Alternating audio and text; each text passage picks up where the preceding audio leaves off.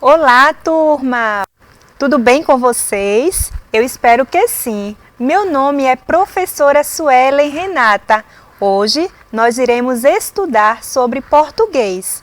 O assunto, gênero textual, poema e também iremos estudar sobre os substantivos. Vamos lá, mais uma vez? Turmas para o terceiro ano, tá bem? Aula 4. Vamos seguindo? Então, vamos falar sobre poema, tá certo? O que é poema?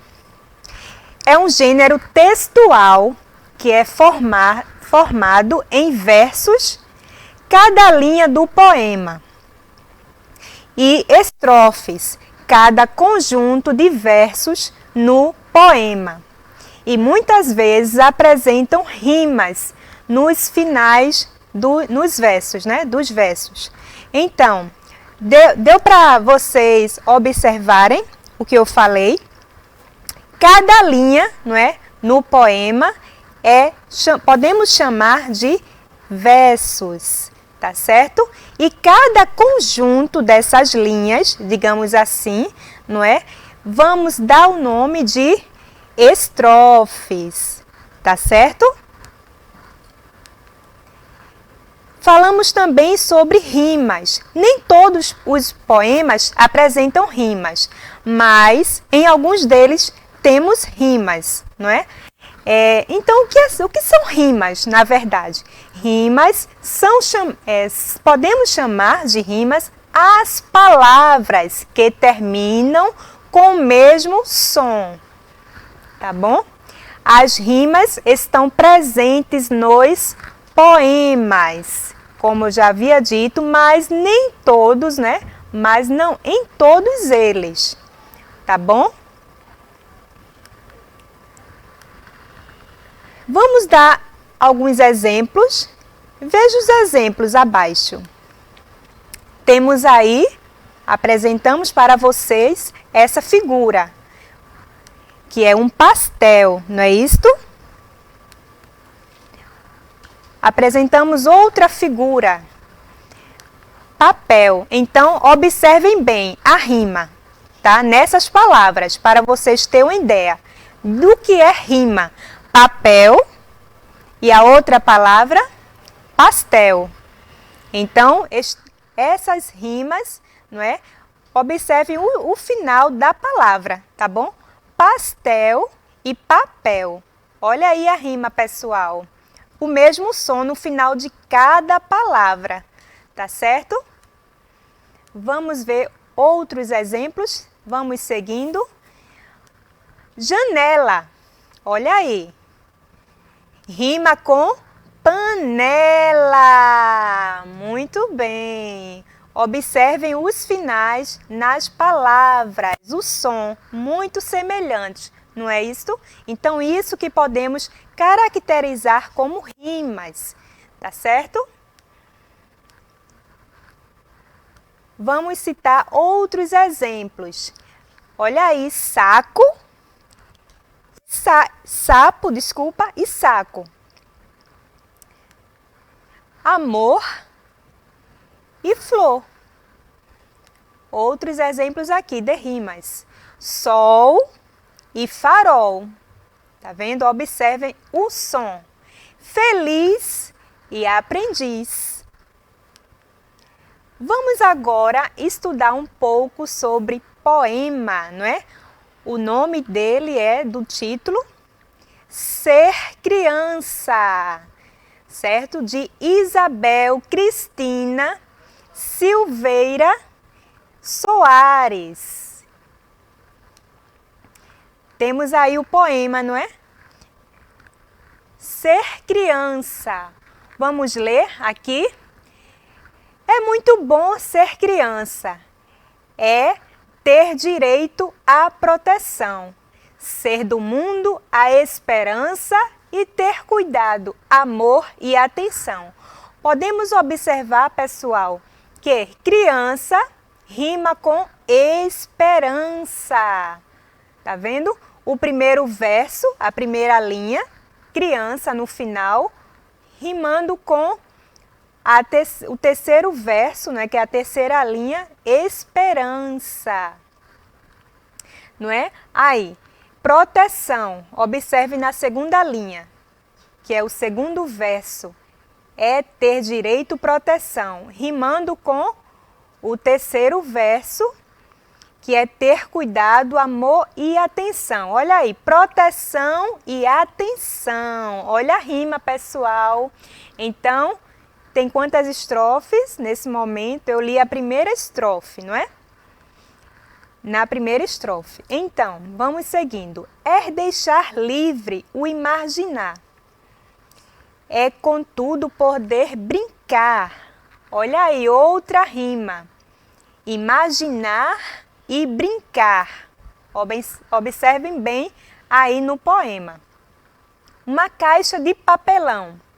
Pode ser um carrinho, uma casinha de bonecas ou até um caminhão. Olha aí no poema outro exemplo de rima. Papelão e caminhão. Vamos seguindo o poema. Brinco com o vento, a chuva, o tempo e a natureza.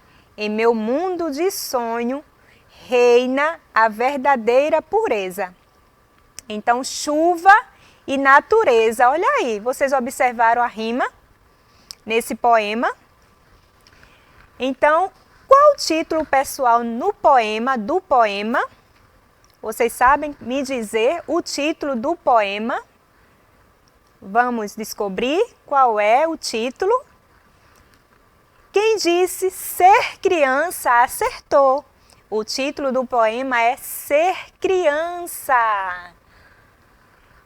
E então, quantos versos contém o poema? Vamos contar? Vocês vão contar de linha em linha, não é? Então, quantas linhas tem aí? Eu vou dar um tempinho para vocês descobrirem quantos versos, não é? Este poema tem. Vou dar um tempinho para vocês observarem, tá? Vamos lá, quantos versos? Quantas linhas? 14 linhas. Muito bem. E quantas estrofes? Estrofes é o conjunto de linhas. Então, quantos conjuntos tem aí? Separadamente? 1, 2, 3. Quem disse 4? Está correto, tá? Quantas estrofes? 4 estrofes compõem o poema. Então é isto, pessoal. Vocês observaram, vocês prestaram atenção? Então, muito fácil, né? Ficou agora da gente observar a composição de um poema. Então, vamos seguindo. Agora, nós iremos estudar um pouco sobre os substantivos. Vamos seguindo. Substantivo é a classe gramatical que dá nome a seres, coisas, espaços, sentimentos e etc. né? Os substantivos são classificados em, vejamos aqui alguns tipos de substantivos: simples, composto, primitivos, derivados, concretos, abstratos e coletivos. Todos esses nomes, não é, são tipos de substantivos. Essas classes todas, tá certo? Vamos seguindo. Substantivo comum são palavras que designam seres de maneira generalizada, não é? Podemos observar aqui a imagem, ó, de pessoas. E sempre começa, não é? No início, a letra é minúscula. tá bom? Temos aqui a imagem, uma figura de um coelho, não é?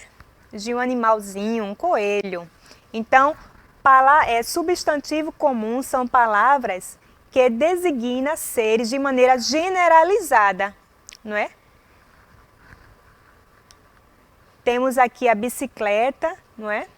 Um brinquedo, podemos dizer assim.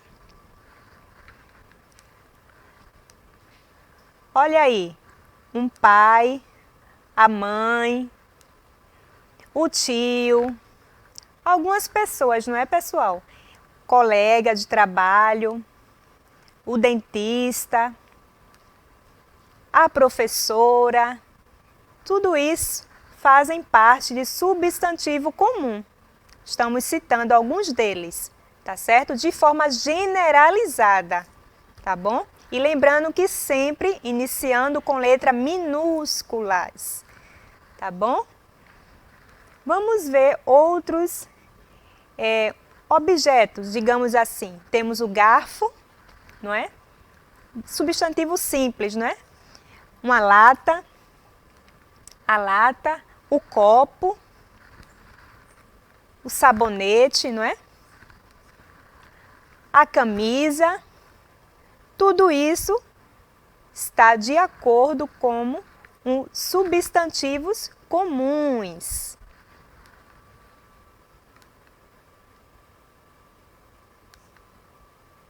Alguns animais, o gato, o cachorro, girafa, o elefante, tá vendo? Alguns deles, não é? O golfinho, o tucano, algumas espécies de animais, não é? Olha aí, plantas também. Temos aqui orquídea, jasmim, girassol, samambaia, entre outras. Frutas também, podemos citar, morango, abacaxi, limão e etc. Fenômenos também, como chuva, brisa, mês, hora, noite, trovoada, etc. Seres imaginários, duendes também, fadas, fantasmas, sereia e etc. Agora vamos falar um pouco sobre substantivo próprio. O que é isso, professora? Se aplicam em seres específicos a cada determinada pessoa, localidade ou entidade. Localidade podemos dizer cidades, não é? Bairros. Olha aí, sempre iniciam com letras maiúsculas. Olha aí, a bandeira do Brasil, o país Brasil. Olha aí, pessoal, nome próprio, iniciando com letra maiúscula.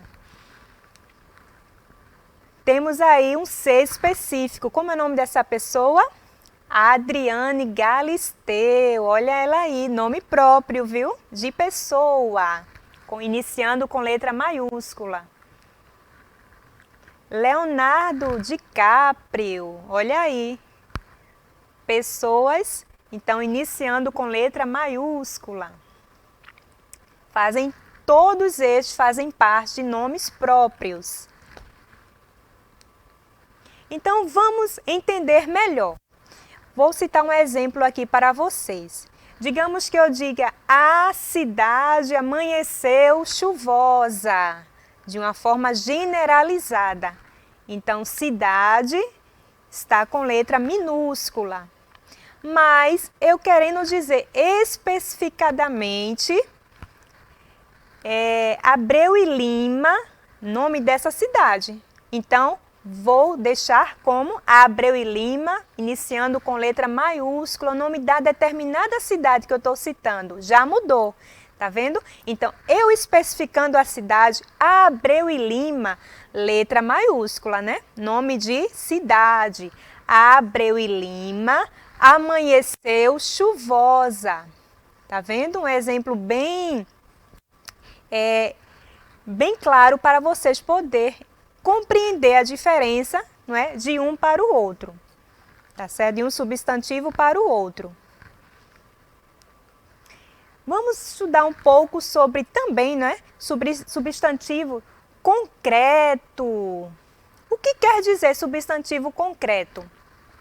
O ser que existe por si só, ou seres que imaginamos como real.